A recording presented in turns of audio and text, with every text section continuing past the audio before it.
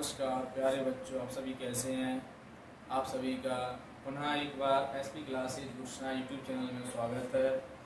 तो प्यारे बच्चों, जो भी छात्र इस चैनल पर नए हों वो सबसे पहले इस चैनल को सब्सक्राइब कर लें और बेल आइकन का बटन दबाकर ऑल प्रेस पर जाए, जिससे आपको प्रत्येक वीडियो की नोटिफिकेशन मिलती रहे। तो बच्चों, आज मैं आप लोगों को कक्षा 10 सीपी बोर्ड 2026 के लिए बस तैयारी आप लोग बरकरार रखें, उसके लिए कंप्लीट करा रहा हूँ। ठीक है, तो त्रिकोणमिति आपको पढ़ा रहा हूँ मैं आज। त्रिकोणमिति तभी स्टार्ट होगी, लगाना स्टार्ट तभी कर पाएंगे जब आप इसके फॉर्मूले आपको कंप्लीट होंगे। तो आपको सूत्र आना बहुत ज़रूरी है। बिना फॉर्मूला और कॉन्सेप्ट के आप एक क्वेश्चन भी सॉल्व नहीं कर पाएंगे। तो प्यारे बच्चों, वीडियो को शेयर कर दें, चैनल शेयर कर दें, लाइक करें, कमेंट करें और आप लोग मस्त रहें। देखें, मैं कुछ फॉर्मूला बता रहा हूँ, उसमें क्या है फॉर्मूला आपकी त्रिकोणमिति फॉर्मूला बता रहा हूँ जो आपको बहुत उपयोगी साबित होंगे। आप लोग पढ़ें त्रिकोणमिति सूत्र, इसके बगैर आप लोग एक भी क्वेश्चन नहीं लगा पाएंगे बिना फॉर्मूले की। ठीक है, और सूत्र आप लोगों को बहुत इम्पोर्टेंट है, पढ़ें आप लोग इसको। ट्रिगोनोमेट्री बोला जाता है इंग्लिश में। और ये बच्चों बोर्ड एग्जाम में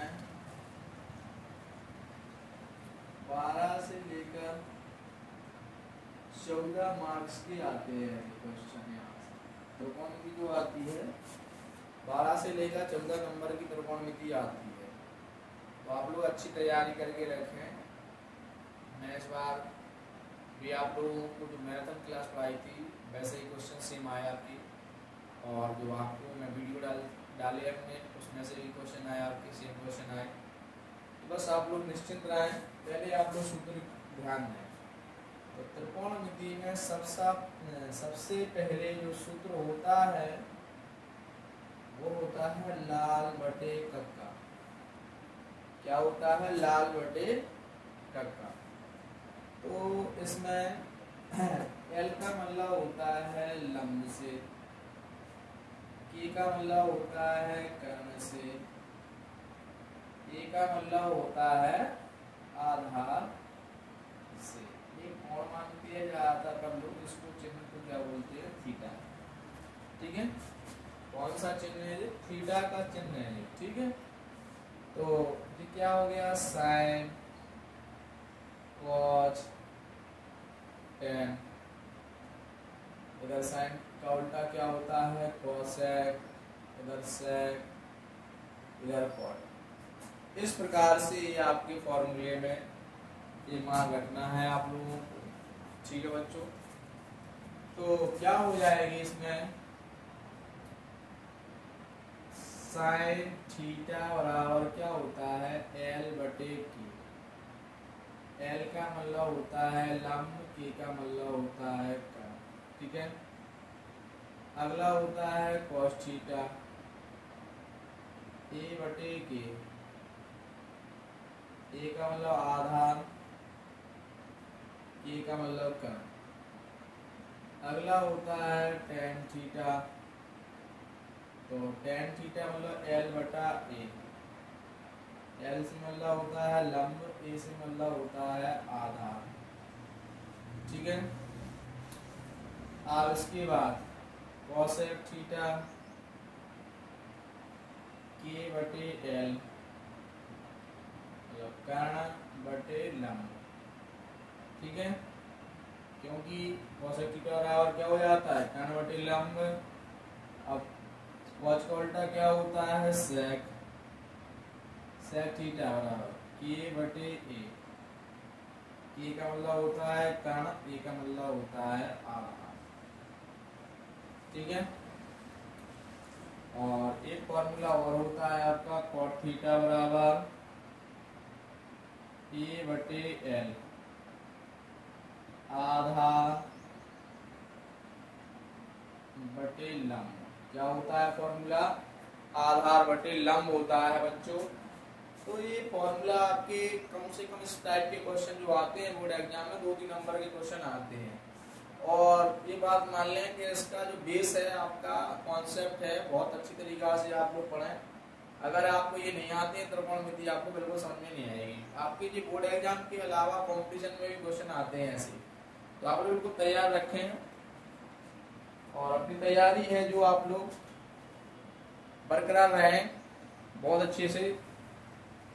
अच्छा, ये आपके फॉर्मूले हो गए कुछ। अब मैं इसमें कोई फॉर्मूला होता है तीसरी भुजा नहीं दी होती है, तो तीसरी भुजा ज्ञात करने के लिए त्रिकोणमिति का मतलब होता है त्रिभुज के अंदर 3 कोण, मतलब 3 भुजाएं और 3 भुजाएं होती हैं, इसको बोला जाता है त्रिकोणमिति। त्रिकोण मतलब 1 कोण 2 कोण 3 कोण, मिति का मतलब 3 भुजाओं से मिलकर बनता है, उसी के अंतर्गत जो सूत्र आते हैं त्रिकोणमिति उसी बोला जाता है। जैसे एक त्रिभुज बना लिया आपने ABC, जी 90 अंश है, 90 अंश के सामने वाली भुजा होती है हमेशा कर्ण। क्या होती है? कर्ण।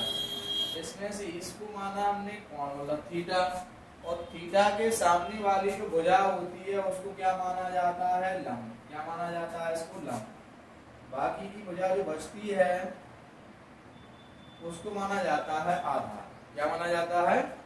थीटा के सामने वाली भुजा त्रिभुज में लंब होती है, 90 अंश के सामने जो बड़ी भुजा होती है उसको कर्ण मानते हैं, बाकी की भुजा को आधार माना जाता है।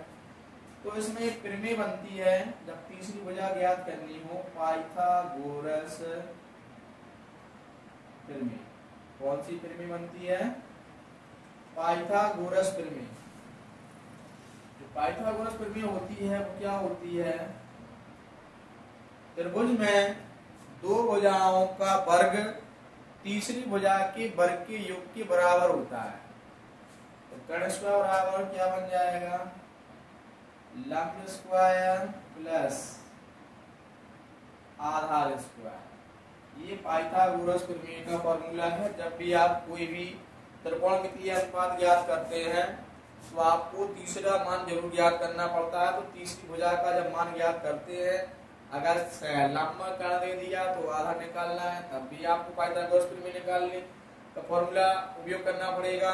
कुल मिलाकर आपको लंब निकालना हो, चाहे आधार निकालना हो, चाहे कर्ण निकालना हो, तो आपको पाइथागोरस प्रमेय उपयोग करना ही है। ठीक है।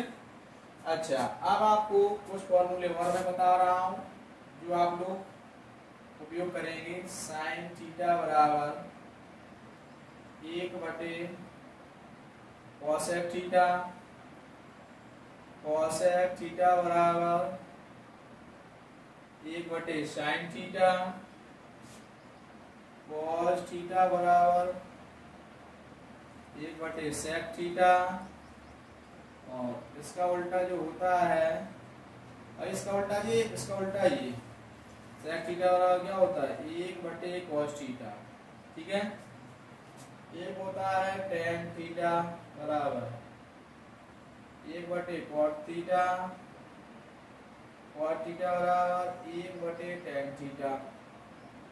तो tan थीटा बराबर जो फॉर्मूला होता है वो होता है sin थीटा/cos थीटा, और cot थीटा बराबर क्या होता है? cos थीटा/sin थीटा।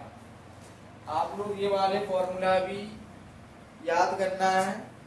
बहुत मतलब अपनी जो त्रिकोणमिति होती है उसमें आप एक भी क्वेश्चन है बिना फॉर्मूले के आप लोग नहीं लगा सकते हैं, और आपको त्रिकोणमिति अगर अच्छे से कंप्लीट करनी है तो आपको फॉर्मूला और उसके कॉन्सेप्ट आपको क्लियर करना ही पड़ेगा। बिना इसके आप लोग सवाल नहीं लगा पाएंगे परीक्षा में। परीक्षा में 12 नंबर से कम नहीं आती है त्रिकोणमिति बोर्ड एग्जाम में, यूपी बोर्ड में कक्षा 10 के लिए। और मैं आपको कुछ फॉर्मूले और बता रहा हूँ। फॉर्मूला क्या है? जैसे साइन, पहला formula square theta plus cos square theta बराबर 1। तो इसमें इससे 2 फॉर्मूले और बन जाते हैं। पक्षांतर का क्या हो जाएगा? 1 - cos स्क्वायर थीटा। अगला फॉर्मूला क्या बन जाएगा? cos स्क्वायर थीटा बराबर 1 - sin स्क्वायर थीटा। कुल मिला के आप sine square theta plus cos square theta बराबर 1 रखेंगे।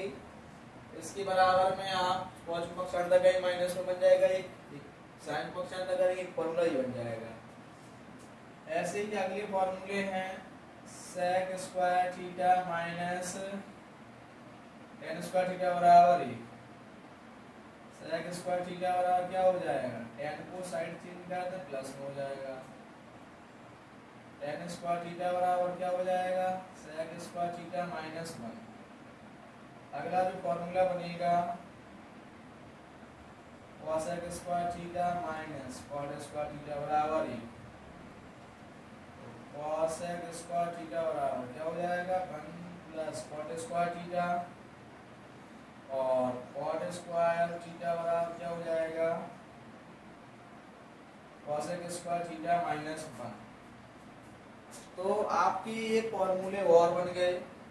आप लोग बहुत अच्छे से समझ लें, ये आपके फॉर्मूले आपको कम से कम याद तो करना पड़ेगा। ये फॉर्मूले आप लोग याद कर लें, आपको कोई भी दिक्कत नहीं पड़ेगी।